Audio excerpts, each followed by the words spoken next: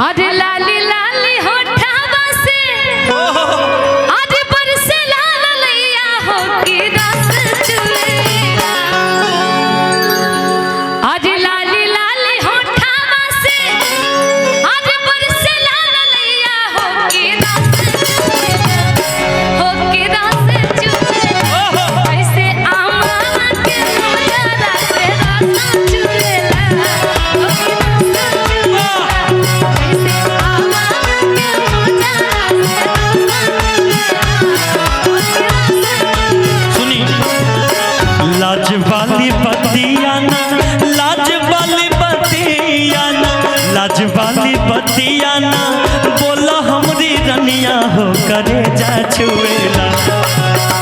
लाज वाली बतियाना, बोला हमरी रनिया हो करे जा छुएला, हो करे जा छुएला। तोरी मीठी मीठी बोलिया करे जा छुएला, हो करे जा छुएला। तोरी मीठी मीठी बोलिया करे जा छुएला, हो करे जा छुएला। इश्क में तो हर चीज मिट जाती है, बेकरारी बनके हमें तड़पाती है। याद याद याद बस याद रह जाती है, याद याद याद बस याद रह जाती हो। इश्क में तो हर चीज मिट जाती है, बेकरारी बनके हमें तड़पाती है। याद याद याद बस याद रह जाती है, याद याद याद बस याद रह जाती। थोड़ी मीठी मीठी बोलिया क्या बात।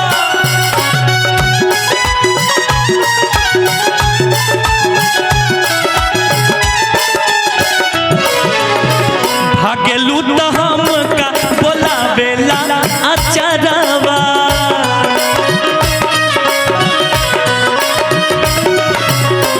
अखियां चोरावेलू तो हंसेला गजरवा।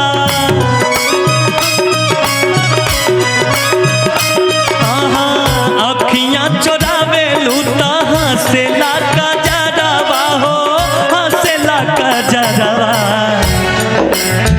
जिया के जंजाल भाई, जिया के जंजाल भाई का जिया के जंजाल भाई हमारे सुनतिया डगरे रोकेला। ये रोकता कैमरा वाला जिया के जंजाल भाई हमारे सुनतिया डगरे रोकेला। जहाँ जाए तहाँ लोग डगरे रोकेला, जहाँ जाए तहाँ लोग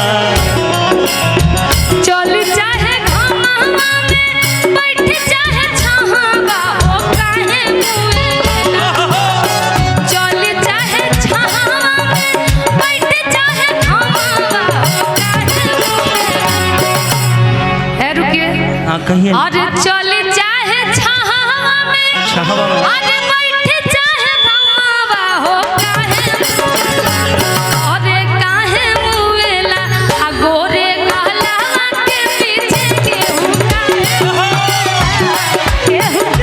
मुवेला, गोरे गहलावा के पीछे केहू काहे मुवेला। लाली लाली ओठावा से, लाली लाली ओठावा से, लाली लाली ओठावा से बरसे लाला लैया हो कि रस चुएला।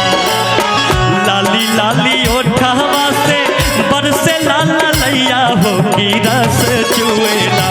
जैसे आमावा के मोजरा से रस चुएला हो कि रस चुएला।